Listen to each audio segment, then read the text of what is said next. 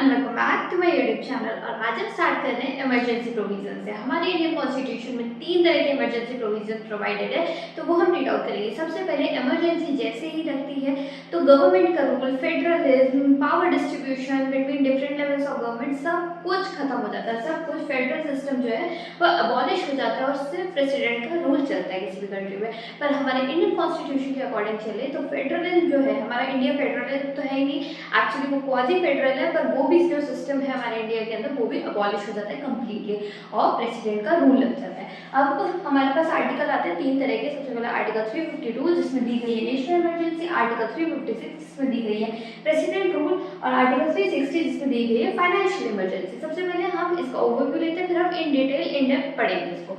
तो the first thing is national emergency. Article 352 में national emergency कब लगती है? देखो, नेशनल इमरजेंसी तब लगती है जब भी किसी और कंट्री का हमारे इंडिया के ऊपर वॉर हो रहा हो या फिर एक्सटर्नल एग्रेशन आ रहा हो, तो सारा रूल किसके पास चला जाता है? प्रेसिडेंट रूल के अंदर चला जाता है, जिसमें प्रेसिडेंट आर्मी, नेवी, एयरफोर्स और भी जितने भी सारे हमारी कंट्री को प्रोटेक्ट करने की चीजें होती हैं उन सब के ऊपर अपने अपने वर्क या फिर ऑर्डर्स देते हैं। तो सारा रूल, पूरी कंट्री का रूल किसके पास चला जाता है? प्रेसिडेंट के पास।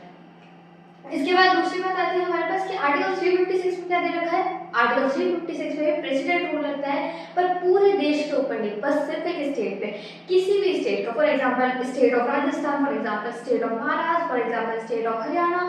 तो देखते हैं हम, हरियाणा स्टेट का जो है वो कॉन्स्टिट्यूशन मशीनरी का फेलियर हो गया है। जो गवर्नमेंट है उसका, लोकसभा है वो फेल हो गया है, उनका जो गवर्नमेंट है वो गिर गई है, सरकार गिर गई है। और उसमें क्या होता है? कॉन्स्टिट्यूशन मशीनरी के फेलियर पे प्रेसिडेंट आते हैं आर्टिकल 356 के ऊपर और उस स्टेट के अंदर क्या हो जाता है? प्रेसिडेंट रूल लग जाता है और उस पर अब सारे डिसीजन प्रेसिडेंट लेगा। जैसे ही दूसरी गवर्नमेंट होगी, इलेक्शन होंगे, फिर दूसरी गवर्नमेंट आएगी तो प्रेसिडेंट रूल हट जाता है। बट जब तक के लिए नई गवर्नमेंट का इंट्रोडक्शन नहीं हो जाता तब तक प्रेसिडेंट रूल ही चलता रहेगा। ये दिया गया आर्टिकल 356 ऑफ इंडियन कॉन्स्टिट्यूशन में। अब हम अगले में आते हैं जिसमें दिया गया financial emergency in article 360 of Indian constitution. हमारे इंडिया में कभी भी फाइनेंशियल इमरजेंसी नहीं लगी हुई है, पर अगर हमारे फाइनेंसेस इतना कम चला जाता है या फिर कंटिजेंसी या फिर कंसोलिडेटेड फंड बहुत ज़्यादा कम चला जाता है तो हमारी कंट्री के ऊपर लगेगी फाइनेंशियल इमरजेंसी, जो अभी तक कभी भी नहीं लगी हुई है। तो हम इनके एग्जांपल्स पढ़ते हैं कि कब कब इमरजेंसी लगी है हमारे इंडिया के अंदर और कैसे कैसे ये इन डेप्थ और अच्छे से हम इसको समझते हैं। तो let's move to next slide. Okay, now we are reading one by one. ठीक है, सबसे पहले हम पढ़ेंगे आर्टिकल 352 जिसमें नेशनल इमरजेंसी का प्रोविजन है, उसमें क्या क्या चीज़ आती है। तो सबसे पहले नेशनल इमरजेंसी 2 टाइप की होती है। सबसे पहले इंटरनल एग्रेशन और एक्सटर्नल एग्रेशन। जब भी हमारी कंट्री के अंदर, जैसे आपने अभी सुना होगा श्रीलंका के अंदर इंटरनल एग्रेशन हुआ था, नेपाल के अंदर इंटरनल एग्रेशन हुआ था, पर जब भी हमारे इंडिया के अंदर इंटरनल एग्रेशन होगा तो नेशनल इमरजेंसी लगा दी जाएगी आर्टिकल 352 में, जिसमें प्रेसिडेंट का रूल चलेगा। एक्सटर्नल एग्रेशन का होता है जब इंडिया या पाकिस्तान की लड़ाई हो जाए, इंडिया या चाइना की लड़ाई हो जाए, कोई बॉर्डर कॉन्फ्लिक्ट हो जाए या फिर कोई और वॉर में इंडिया इमर्ज आउट हो जाए, तो भी नेशनल इमरजेंसी लगेगी आर्टिकल 352 के अंडर। ठीक है, तो जो आर्टिकल 352 में नेशनल इमरजेंसी डिक्लेयर होती है वो सिर्फ और सिर्फ प्रेसिडेंट के पास पावर है कि वो डिक्लेयर करेगा कि नेशनल इमरजेंसी हो गई है। ठीक है, ये 2 तरह से हो सकती है। एक्सटर्नल इमरजेंसी हम इसमें पढ़ेंगे कि 1962 में हमारा इंडिया और चाइना का बॉर्डर कॉन्फ्लिक्ट हुआ था और उसमें हमें नेशनल इमरजेंसी फेस करनी पड़ी थी आर्टिकल 352 के अंदर। इसके अलावा एक्सटर्नल इमरजेंसी में और कौन सी हुई थी?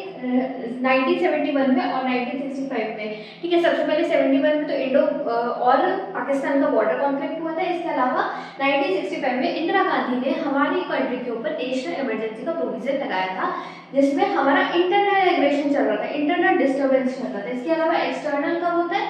तो ये तो हमारा किसका हो गया? इंटरनल का। ठीक है, और ये जो दोनों है ये हमारे एक्सटर्नल के हो गए, क्योंकि कोई एक्सटर्नल एग्रेशन हो रहा है, चाइना का एग्रेशन हो रहा है या फिर पाकिस्तान का एग्रेशन हो रहा है, पर जब इंदिरा गांधी ने लगाई तो फिर हमारा इंटरनल एग्रेशन हुआ है हमारी कंट्री के अंदर। ठीक है, तो प्रेसिडेंट लगाएगा, 2 तरह से लगाएगा, या तो कभी एक्सटर्नल एग्रेशन हो या फिर कभी इंटरनल एग्रेशन हो। ठीक है, इसके बाद हम पहले हमारे कॉन्स्टिट्यूशन में यूज करते थे वर्ड आर्म्ड रिबेलियन। अब इस आर्म्ड रिबेलियन को इंटरनल एग्रेशन के लिए माना जाता है, पर हमने इस वर्ड को हटा दिया 44th कॉन्स्टिट्यूशन अमेंडमेंट से और लाया इंटरनल डिस्टर्बेंस वर्ड, कि अंदर ही अंदर कंट्री में कोई भी डिस्टर्बेंस होगी तो नेशनल इमरजेंसी लगा दी जाएगी आर्टिकल 352 के अंदर। ठीक है, तो इसमें कैसे होगा? सबसे पहले कैबिनेट जो है वो प्रोवाइड कराएगा नेशनल इमरजेंसी बिल।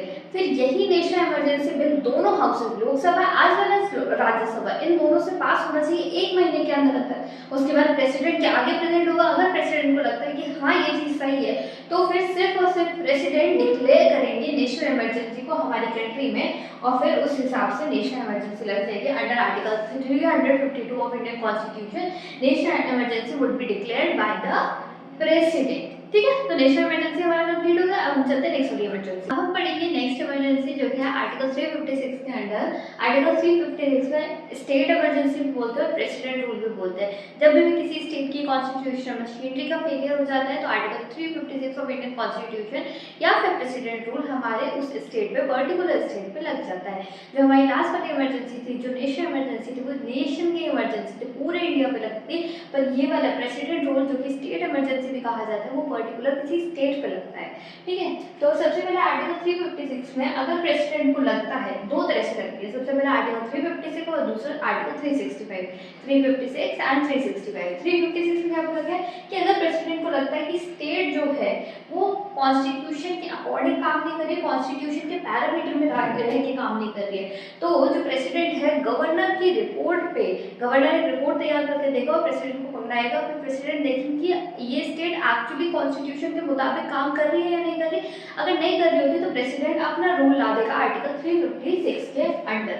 अब हम बात करते हैं आर्टिकल 365 में क्या होता है। आर्टिकल 365 में अगर जो स्टेट गवर्नमेंट है वो सेंट्रल गवर्नमेंट की directions, rules, regulation, obligations follow नहीं करता है और एक स्टेट अपनी बहुत ज़्यादा मनमानी करता है, इसलिए हमारे पास सेंटर में ज़्यादा बायस कर रखा है, सेंटर को ज़्यादा पावर दे रखी है। तो सेंटर स्टेट को बताएगा कि लिमिट्स में रहे और इसमें क्या करेगा, आर्टिकल 365 में लेके आके प्रेसिडेंट का रूल लगा देगा उस पर्टिकुलर स्टेट पे जो कि सेंट्रल गवर्नमेंट की बात नहीं मान रही, जो स्टेट गवर्नमेंट सेंट्रल गवर्नमेंट की बात नहीं मान रही है।